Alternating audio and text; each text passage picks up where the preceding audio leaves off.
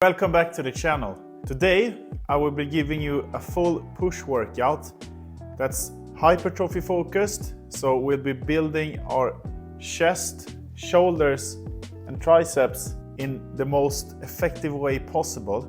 This is push workout number 1 in a series I'm currently doing, where I'll be outlining a full training week of push, pull and leg workouts.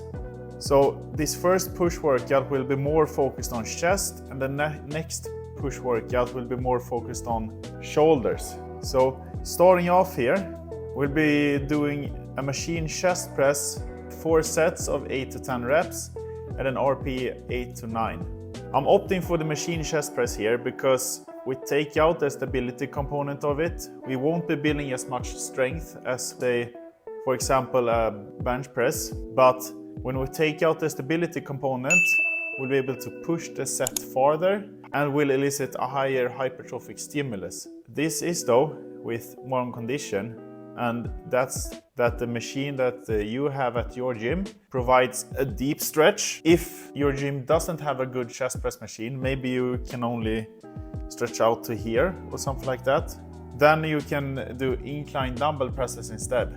Studies show that a small incline on a bench when pressing provides better upper pec activation, while at the same time providing the same middle and lower pec stimulation as a standard flat bench. So that's a good alternative to the machine chest press here.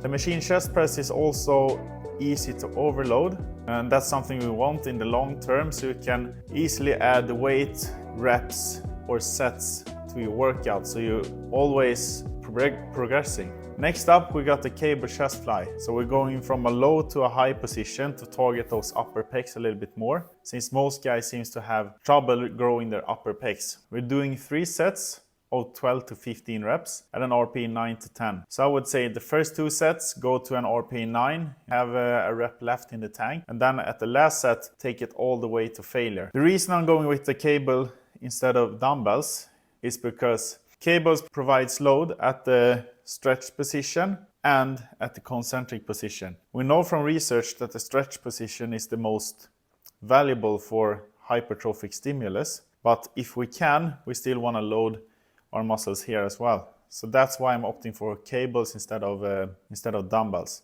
It's a little bit harder to overload than, let's say, a machine chest press, but it's an isolation exercise, so it's fine. Moving on to shoulders, I'm opting for the standing shoulder press. The reason why I'm going for dumbbells instead of a barbell overhead press is because we can't use as much weight, so we won't be accumulating as much fatigue as with barbells. But we want to do them standing up. The reason for this is because when we're standing up, we're engaging our core as well, so we're getting some free core work in our workout as well. So that's good. It's easy to overload and it provides a good stretch. And especially with dumbbells, a barbell can get in the way. You can get pretty deep with the barbell as well. But with dumbbells, you can play around with the angle a little bit more if you have cranky shoulders or something like that. If you have really cranky shoulders and you can't do overhead presses with dumbbells, go for a machine instead for added stability. Next up, to hit those side delts even more, we're going with cable upright row. So upright row has been getting a lot of hate in recent years because they can cause impingement basically. But if you don't have any shoulder issues, I don't see any issue using cables. Personally for me, I don't want to do them with free weights because then it hurts my shoulders. But if I use cables, it's not a problem. So try it out. We're doing 3 sets of 12 reps at an RPE 9. And if you further want to isolate your shoulders and really focus on your shoulders, we can do them on an incline bench. If your shoulders were to hurt, even though you don't have any underlying shoulder issues, what you can do is go for a cable Y raise instead. This will give almost the same stimulus. Not quite, but almost. So side delts tend to be able to handle a lot of volume. So for a 5th exercise, we're going with a cable lateral raise. And this is a leaning cable lateral raise. This is to increase the range of motion. So on a cable, You'll provide tension on the side delt when you're down at the bottom position. This is something that dumbbells won't provide. So that's why we're going with cables.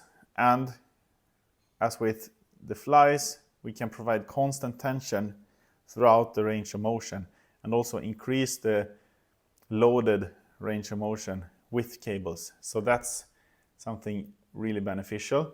We're doing 3 sets of 12 reps at an RP 10, so we're taking this all the way to failure. And this is because, as I said, the side delts tend to be able to handle a lot of volume and a lot of intensity, so we can hit them hard, and we should hit them hard. And it's also easier with a cable to not let your ego take over. I'm responsible for this myself.